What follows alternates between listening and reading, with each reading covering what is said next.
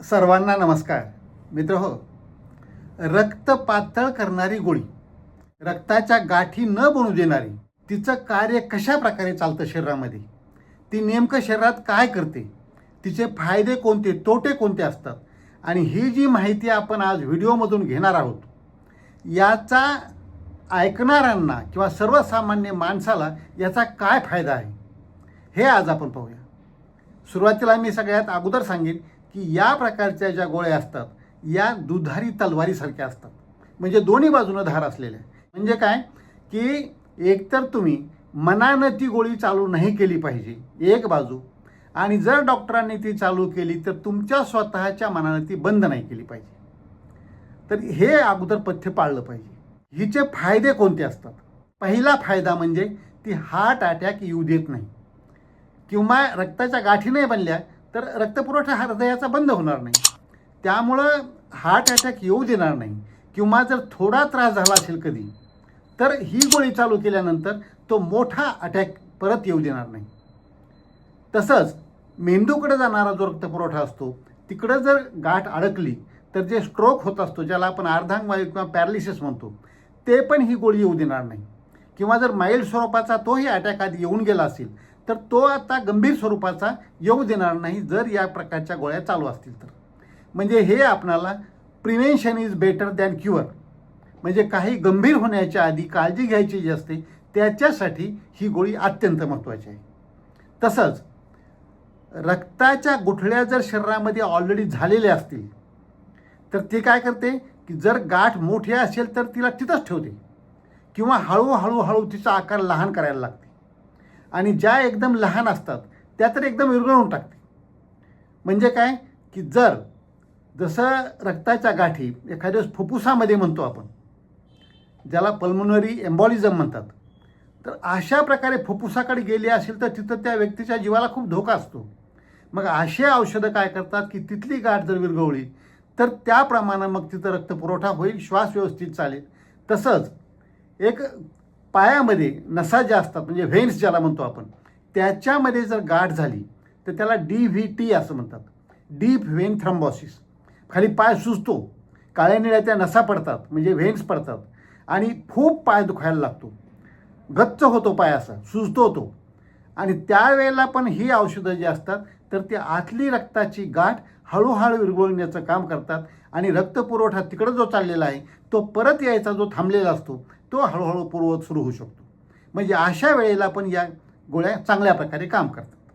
तसंच जर एखादं कुठलं ऑपरेशन झालं, विशेषतः स्त्रियांमध्ये किंवा पुरुषामध्ये पोटाचं खालच्या भागाचं ऑपरेशन झालं, ज्याला पेल्विक पार्ट आपण म्हणतो, अशा प्रकारचं ऑपरेशन झालं, किंवा सीझर असेल, डिलिव्हरीच्या नंतर असेल, किंवा गर्भाशयाची पिशवी काढणं असेल, हे असं ऑपरेशन झालं तर त्यावेळेला काय होत असतं की खालच्या ज्या रक्तवाहिन्या असतात त्याच्यामध्ये गाठी बनण्याची शक्यता जास्त असते. त्यावेळेला जर या गोळ्या दिल्या तर ते गाठी बनवू देत नाही, आणि चांगल्या प्रकारे रक्तपुरवठा सगळ्या शरीराला राहू शकतो. आता हे सगळे फायदे आपण पाहिले, याच्यासोबत याचे तोटे कोणते आहेत हे पाहूया. कारण कसं आहे की आपल्या मनानं जो ठराविक डोस आहे तेवढाच घेतला पाहिजे, जेवढ्या कालावधीकरता डॉक्टरांनी सांगितलेलं आहे तेवढाच घेतला पाहिजे. जर याचं प्रमाण जास्त झालं, जास्त घेण्यात आलं, आपल्या स्वतःच्या मनानं वाढवलं, तर याचं काय होऊ शकतं की नको त्या ठिकाणी रक्तस्राव शरीरामध्ये होऊ शकतो. जसं की तोंडामधून, हिरड्यामधून रक्त येणं, नाकामधून रक्त येणं, किंवा पोटामध्ये आतल्या साईडला कुठेतरी रक्तस्राव होणं, किंवा एखाद्या व्यक्तीला थोडा जरी धक्का लागला तरी त्या त्वचेला तिथं काळसर निळसर असे वन होणं, म्हणजे त्वचेखाली रक्त साकाळणं, किंवा थोडा जरी धक्का लागला डोक्याला वगैरे तर डोक्याच्या कवठीच्या आतमध्ये तिथं रक्तस्राव होणं. हे असे जे रिस्क असतात, म्हणजे इंटरनल हेमोरेज असेल, रक्तस्राव असेल आतल्या साईडनं झालेला, किंवा बाहेरून दिसणारा जसं त्वचेवर आपल्याला रंग दिसतात अशा प्रकारचा असेल, किंवा जर एखादी जखम झाली तर त्या जखमेतला रक्तस्राव जास्त वेळ थांबत नाही. हे कधी होतं की जास्त प्रमाण जर या औषधांचं घेण्यात आलं असेल तर. जर ठराविक प्रमाण असेल तर तेवढा जास्त त्याचा धोका राहत नाही. किंवा काय होतं, आपणाला ही गोळी माहिती असली पाहिजे आपल्याला चालू आहे आणि प्रत्येक डॉक्टरांकडे तुम्ही गेल्यानंतर कुठल्याही पॅथीचे डॉक्टर असू द्या त्यांना सांगितलं पाहिजे की मला ही गोळी चालू आहे. म्हणजे काय होईल की ते डॉक्टर त्या गृहीत धरून ही गोळी चालू आहे हे गृहीत धरून बाकीची औषधं तुम्हाला देतील. तसंच इतर औषधं जी असतात ह्या गोळीच्या सोबत जोडून तर डॉक्टरांना समजलं की ही गोळी चालू आहे तर ते त्याप्रमाणे औषधं निवडण्यामध्ये त्यांना त्याची मदत होईल. कारण काही औषधं जे पेन किलर्स असतात किंवा काही सप्लिमेंट्स असतात तर त्याचा दुष्परिणाम ह्या गोळीच्या बरोबर होऊ शकतो. म्हणून ती औषधं टाळणं पण अतिशय महत्त्वाचं असतं. तसंच तुमच्या आहारामध्ये जेव्हा ही गोळी चालू असते त्यावेळेला हिरव्या पालेभाज्यांचा समावेश हा नियमितपणानं आणि थोडासा जास्त प्रमाणात केला पाहिजे. कारण त्याच्यामध्ये व्हिटॅमिन के याचं प्रमाण चांगल्या प्रमाणात असतं. आणि व्हिटॅमिन के हे काय करत असतं की जेव्हा जेव्हा कुठं रक्तस्राव होत असतो त्यावेळेला तो रक्तस्राव जास्त होऊ देत नाही. रक्त गोठण्याचं कार्य पण म्हणजे हे बॅलन्स झालं पाहिजे. जास्त रक्तस्राव पण नाही झाला पाहिजे आणि जास्त रक्ताच्या गाठी पण नाही झाल्या पाहिजे. हे काम करण्याकरता नैसर्गिक उपाय जो असतो तो म्हणजे हिरव्या पालेभाज्या खाल्ल्या पाहिजेत.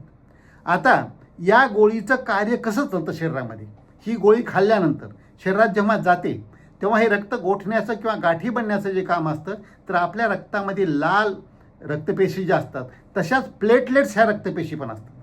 पांढऱ्या रक्तपेशी जसं असतात तसं प्लेटलेट्स पण असतात.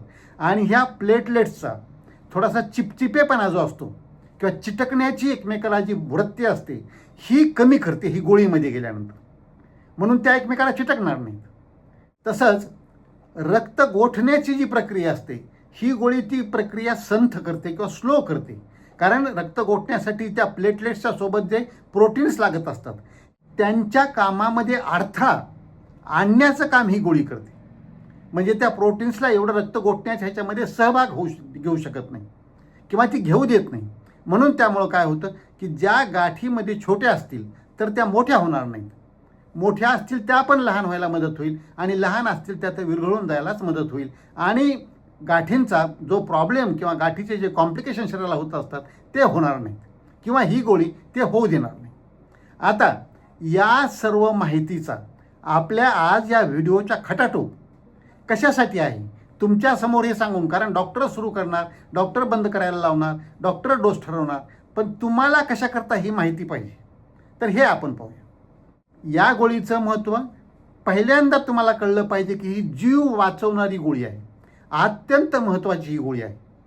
ही इमर्जन्सी ड्रग म्हणून वापरतात आणि हे तुम्हाला जाणीव पाहिजे किंवा तुम्ही अवेअरनेस जागरूक पाहिजेत की ही गोळी आपणाला कॉम्प्लिकेशन होण्याच्या आधी पण चालते, काही कॉम्प्लिकेशन झाल्यानंतर सुद्धा चालते. हे तिचं महत्त्व आहे. आणि आपणाला काही तसं जर वाटलं, तशी लक्षणं दिसली, आपण पटकन डॉक्टरांना कॉन्टॅक्ट करू शकतो. दुसरं, चुकीचा डोस ह्याचा नाही घेतला पाहिजे. वाढवायचा पण नाही मनानं आणि मनानं बंद पण करायचं नाही. तसंच काही वेदनाशामक औषधं स्वतःच्या मनानं घ्यायची नाहीत ही गोळी चालू असताना. तसंच जर कुठलं ऑपरेशन छोटे असेल तुमचं, जर करायची वेळ आली किंवा एखाद्या दात काढायची वेळ आली तर तिथून रक्तस्राव जो होत असतो तर त्या डॉक्टरांना आधी कल्पना दिली पाहिजे. ऑपरेशन करणाऱ्या डॉक्टरांना कल्पना देणं हे तुमचं काम आहे. तुम्ही जर सांगितलं नाही की मला ही गोळी चालू आहे तर त्यांना ते कळणारच नाही. म्हणून ही जी माहिती सगळी आपण घेतलेली आहे हे आधी तुम्ही त्या डॉक्टरांना कल्पना दिली पाहिजे. म्हणजे त्याप्रमाणे ते काळजी घेतील. ऑपरेशन करताना, ऑपरेशन केल्यानंतर जास्त रक्तस्राव होणार नाही किंवा दात काढल्यानंतर सुद्धा तिथून जास्त वेळ किंवा जास्त दिवस रक्तस्राव होत राहणार नाही. म्हणजे रक्त लवकर तिथं गोठण्याकरता योग्य वेळेवर त्याचा फायदा होईल.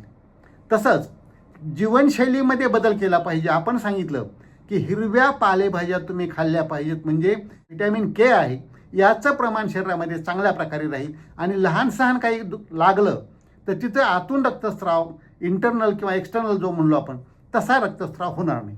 आणि इतरांना सुद्धा मार्गदर्शन आपल्यासोबतच, म्हणजे ज्यांना ही गोळी चालू असेल आपल्या नातेवाईकापैकी, मित्रापैकी, तर आपणाला हे सांगायला पण सोपं जाईल किंवा या गोळीचं महत्त्व काय आहे.